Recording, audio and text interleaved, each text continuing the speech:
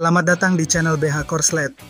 Jangan lupa subscribe agar channel ini bisa berkembang ke depannya. Dan jangan lupa tinggalkan jejak Anda di kolom komentar. Terima kasih guys. Bab 328. Alice menatap wajah Louis. Pria itu berpakaian santai, tampak beberapa tahun lebih muda dari usianya yang sebenarnya. Orang-orang bahkan mungkin percaya bahwa ia adalah seorang mahasiswa. Parasnya yang rupawan, persis seperti saat ia masih kuliah di luar negeri, menarik perhatian para wanita di sekitarnya. Orang itu sudah berada di Clans selama ini, dan Alice menyadarinya. Dia telah mengatur beberapa pertemuan, tetapi Louis selalu menolaknya.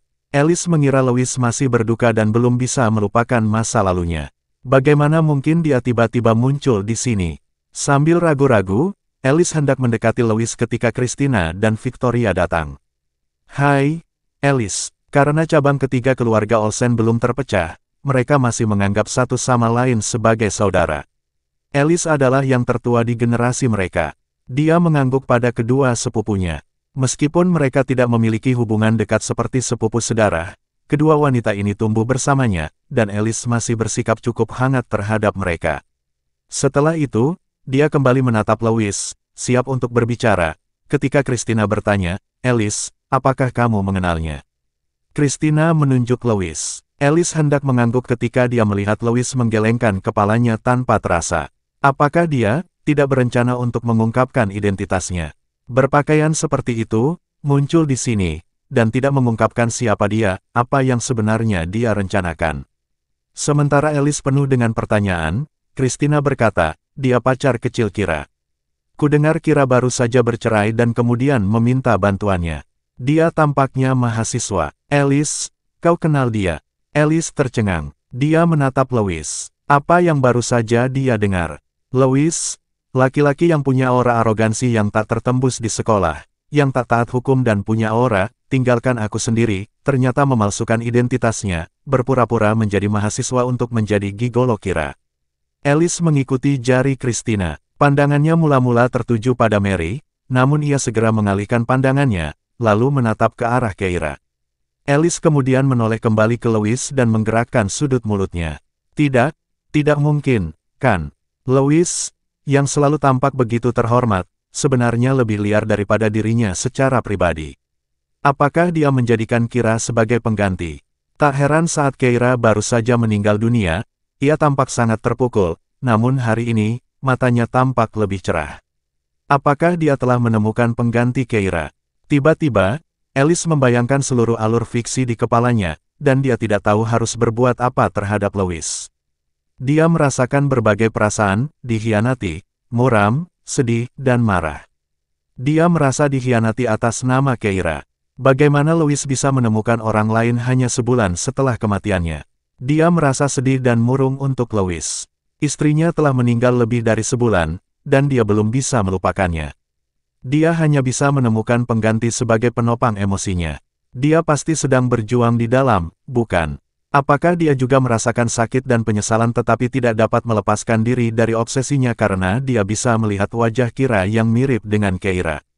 Terakhir, dia merasa marah pada Kira. Kira, dengan otaknya yang dipenuhi cinta, tidak mengherankan dia dengan tegas menceraikan suaminya, tetapi apakah dia sudah punya rencana cadangan? Apakah dia menyadari bahwa gigolo yang sangat dicintainya, pria yang membujuknya keluar dari pernikahannya yang menyakitkan, hanya melihatnya sebagai pengganti? Untuk sesaat, pikiran Alice benar-benar kacau. Melihat Louis, dia hampir tidak bisa menghadapinya lagi. Ini adalah alur cerita yang sangat menyiksa diri dan menyayat hati. Sulit dipercaya. Alice terbatuk dan kemudian mendengar Christina bertanya, Alice, kamu belum menjawabku. Apakah kamu mengenalnya? Alice melindungi Louis. Tidak, aku tidak. Christina menghela napas lega. Dia tahu itu. Bagaimana mungkin seorang mahasiswa biasa, seorang gigolo, bisa mengenal saudara laki-lakinya? Christina segera menoleh ke Victoria dan menghindari pertanyaan yang ada di benaknya. Alice, kamu baru saja menyebutkan bahwa keluarga Horton dan Olsen akan menikah. Apakah Tuan Horton sudah datang ke Clans? Kapan kamu bisa mengatur pertemuan dengannya? Alice tanpa sadar menatap Louis. Louis, mengatur pertemuan untuk apa? Christina tertawa. Tentu saja, untuk bertemu dengan Victoria, untuk bertemu dengan kita. Lagi pula, kita akan memiliki hubungan pernikahan di masa depan. Victoria segera menundukkan kepalanya, bersikap malu-malu dan sungkan. Alice mengerutkan kening. Apakah itu perlu? Christina dan Victoria sedikit terkejut. Apakah tidak perlu bertemu sebelum pernikahan? Apakah kedua keluarga itu bermaksud menikah secara diam-diam? Tapi meski begitu, bahkan jika mereka bertemu, bagaimana jika mereka merasa tidak cocok satu sama lain? Lalu apa? Aliansi tersebut akan tetap berjalan. Christina kemudian meyakinkan Victoria dengan tatapannya. Tidak apa-apa kalau kita tidak bertemu. Tapi apakah kamu punya foto Tuan Horton? Mari kita lihat. Alice bingung. Dia punya satu, tetapi dia tidak bisa menunjukkannya. Dia berdeham. Tidak, kenapa seorang pria menyimpan foto pria lain? Victoria merasa kecewa sekali lagi.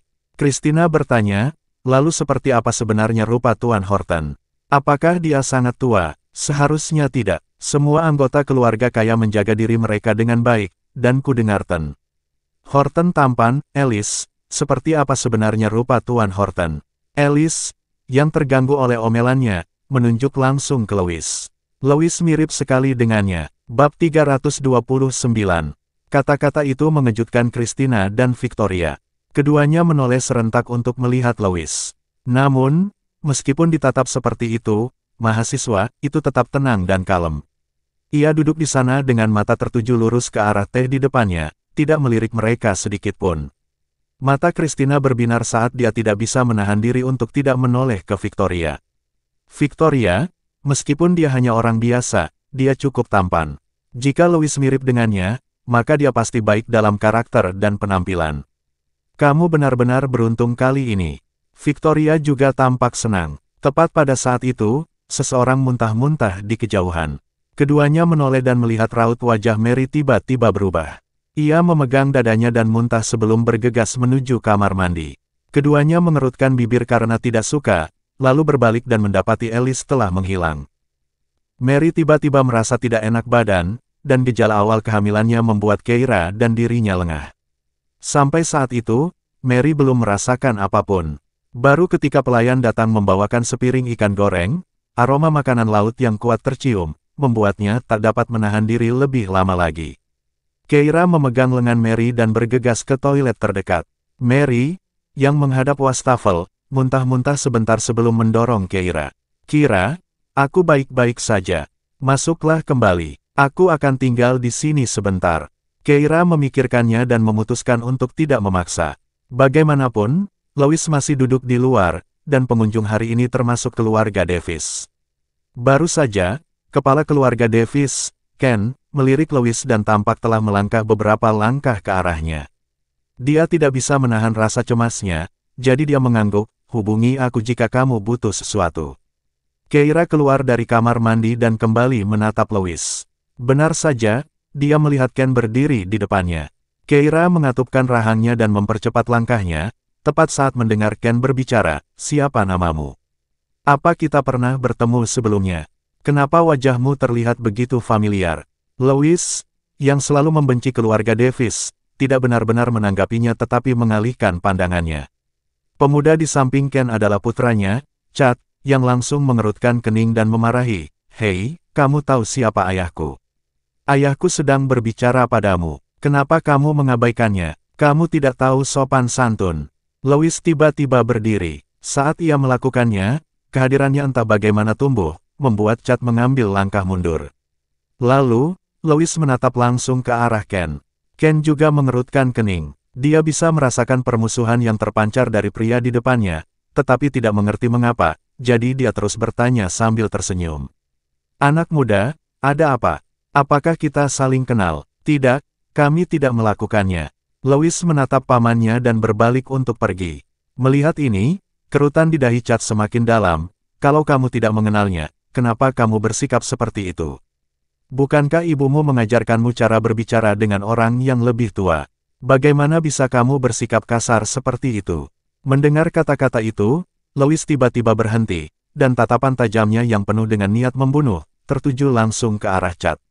Keira, mendengar ini, merasa seperti akan meledak marah. Bagaimana bisa lelaki ini begitu menyebalkan? Dia berteriak, "Diam, Meninggalkan citranya sebagai orang yang mudah menyerah, Keira segera berdiri di depan Louis, sikapnya protektif bagaikan induk ayam yang siap bertempur. Matanya tertuju pada Chad. Dengan mulut busukmu itu, mungkin sebaiknya kau berkumur dulu sebelum bicara dan menyelamatkan semua orang dari bau busuk itu.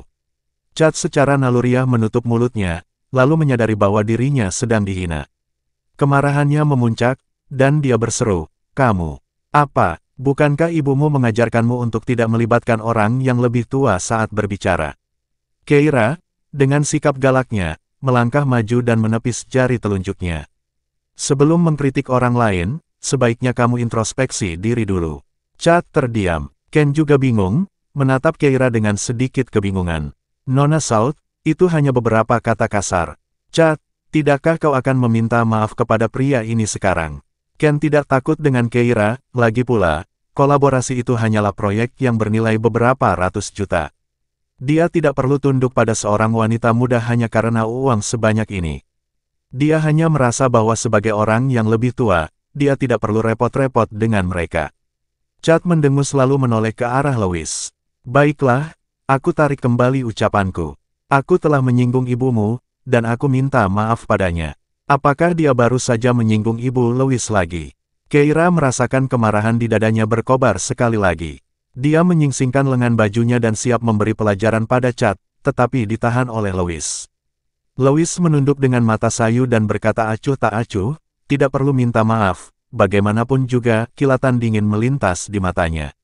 "Aku tidak punya ibu." Chad terkejut dengan sikap agresif Keira, tetapi setelah mendengar kata-kata Louis, dia menyadari bahwa ucapannya sebelumnya telah menyinggung perasaannya. Karena malu, dia menggaruk kepalanya. "Apakah ibumu sudah meninggal?" "Maaf, aku benar-benar tidak tahu tentang itu." Louis tidak memberikan penjelasan apapun atas kesalahpahaman itu, tetapi malah memegang tangan Keira dan berjalan pergi.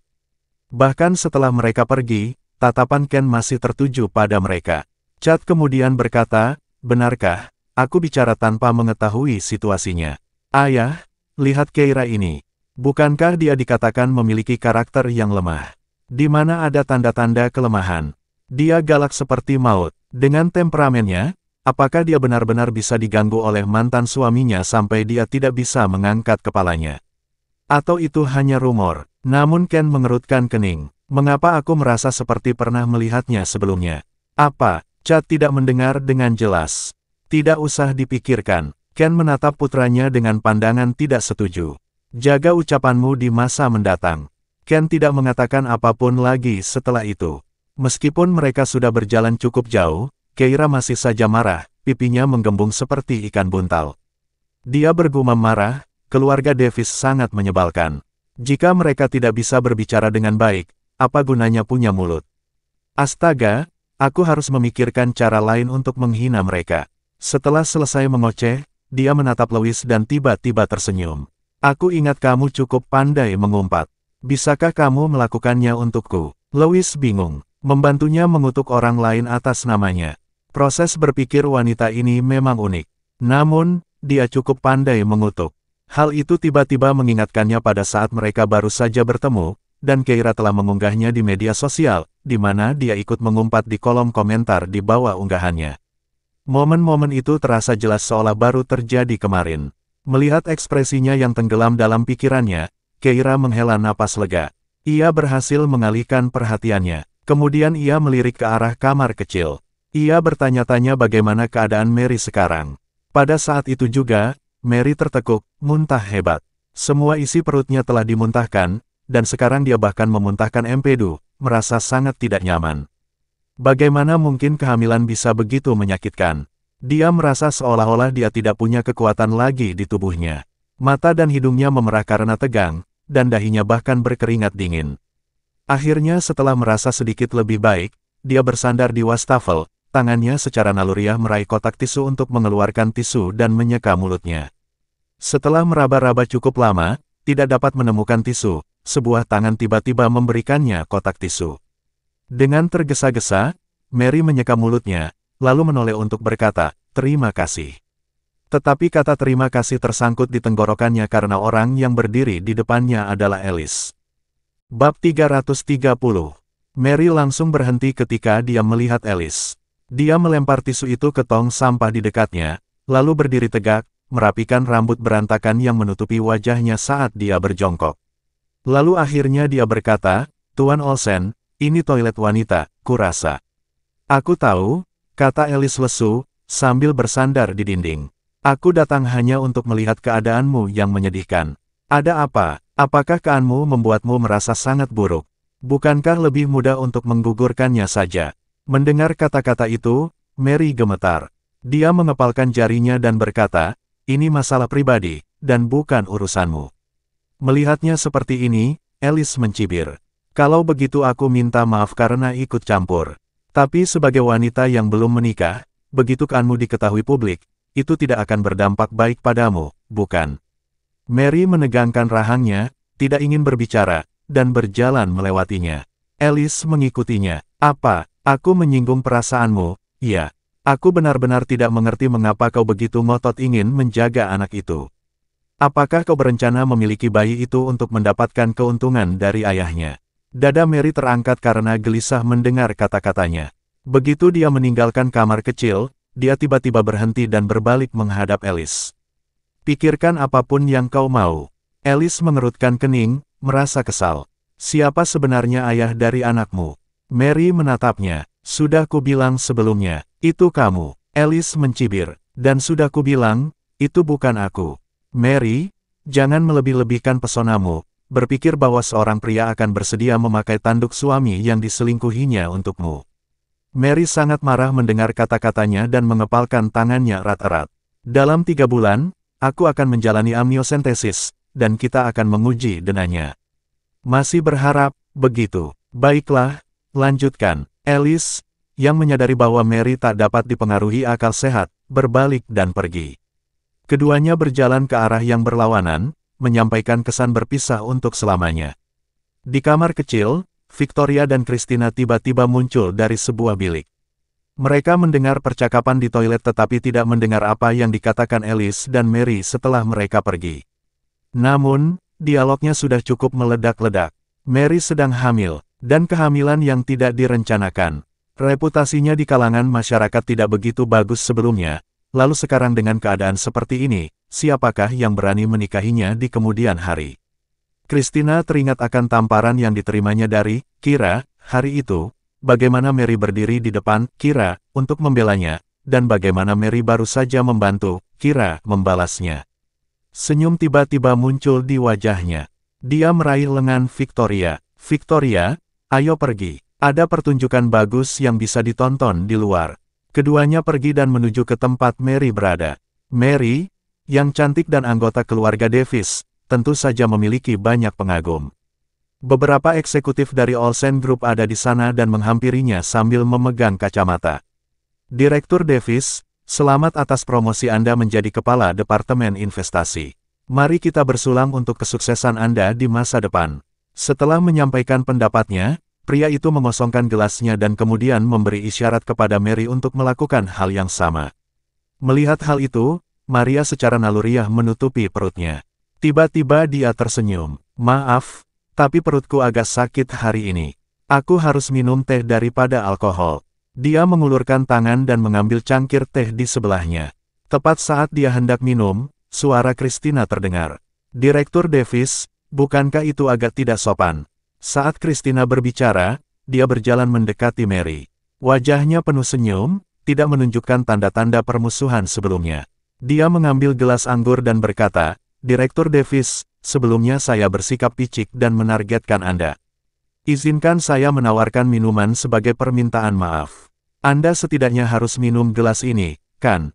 Setelah selesai berbicara, dia meletakkan segelas sampahnya di tangan Mary lalu mengambil segelas sampahnya lainnya dan menenggaknya sekaligus. Sikapnya yang ramah mengundang tatapan sinis dari orang-orang di sekitarnya, dan mereka semua dalam hati mengacungkan jempol padanya. Christina kemudian menatap Mary. "Aku tahu kamu sedang tidak enak badan hari ini, jadi minum saja seteguk." Sampanyanya tidak terlalu kuat, namun Mary mengerutkan alisnya. Karena sedang hamil, dia seharusnya tidak minum alkohol, dan sekarang, dengan kepekaannya yang meningkat terhadap bau, bagaimana mungkin dia bisa meminumnya? Dia berkata, "Maaf, tapi hari ini, Sebelum Christina sempat menyelesaikan kalimatnya, Christina berkata, "Direktur Davis, semua orang di sini tahu Anda sangat pandai menahan minuman keras. Anda tidak akan menolak untuk minum hari ini, bukan?" Mary mengatupkan rahangnya lebih erat. "Memang, tidak pantas bagiku minum hari ini." "Mengapa tidak pantas? Saya ingat sebuah kutipan dari Anda yang beredar di lingkungan kita, tidak ada minuman keras yang tidak bisa diminum, hanya hati yang tidak tulus." "Jadi, apakah Anda mengatakan Anda tidak tulus terhadap saya dan semua orang? Atau apakah karena Anda baru saja dipromosikan sehingga Anda sekarang memandang rendah orang lain?" Orang yang baru saja datang untuk bersulang untuk Mary juga merupakan salah satu eksekutif Davis Corporation. Kebetulan dia yang mengepalai Departemen Investasi, pada hakikat atasan Mary. Bersulang hanyalah sebuah isyarat rasa hormat dan penghargaan. Jika Mary tidak minum, itu bisa dianggap tidak sopan. Mendengar ini, bahkan wajahnya pun berubah warna. Alis Mary makin berkerut. Christina mendorong gelas anggur ke arahnya dan berkata, "Direktur Davis, kalau saya jadi Anda, saya pasti akan meminumnya. Kalau tidak, tidak akan terlihat bagus untuk siapapun." Gelas anggur diletakkan tepat di bawah hidung Mary. Aroma alkohol langsung menusuk tubuhnya, menyebabkan perutnya kram lagi dan tiba-tiba dia menutup mulut, lalu berbalik untuk berlari menuju kamar kecil. Namun lengannya tiba-tiba dipegang oleh Christina. "Direktur Davis, apakah Anda merasa tidak enak badan? Tentunya, Anda tidak berpura-pura hanya untuk menghindari minum." Victoria berkata, "Direktur Davis, jika Anda tidak ingin minum, Anda bisa langsung bilang saja. Tidak perlu berpura-pura, kami semua mengerti." Sang eksekutif yang baru saja datang untuk menawarkan roti panggang pun wajahnya menjadi semakin muram. Dia mencibir dan berkata, "Direktur Davis, kalau Anda tidak mau minum, lupakan saja. Sayalah yang tidak mengerti tempat saya." Dia berbalik dan bersiap untuk pergi. Para eksekutif lainnya dari Davis Corporation juga menunjukkan ekspresi menghina. Sebelumnya mereka mengira Mary adalah sosok yang pekerja keras dan menjanjikan, itulah sebabnya mereka jadi akrab dengannya. Namun, mungkinkah kini ia merasa berada di atas mereka karena ia adalah bagian dari keluarga Davis? Melihat ini, Mary mengerti bahwa ia perlu membuat pilihan. Di satu sisi adalah hubungan dengan rekan-rekannya, yang dapat dengan mudah menimbulkan kesalahpahaman jika tidak diklarifikasi. Di sisi lain adalah kehamilannya. Ia tidak berpikir bahwa kehamilan adalah sesuatu yang tidak bisa dibicarakannya. Bagaimanapun, pernikahan adalah pilihan bebas, dan begitu pula kehamilan bagi seorang wanita. Melihat sang eksekutif hendak pergi, Mary dengan kuat menahan gejolak di perutnya, berbalik, dan berseru cemas, "Maaf, bukannya aku tidak mau minum, tapi aku tidak bisa minum karena aku sedang hamil." Bersambung ke bab selanjutnya.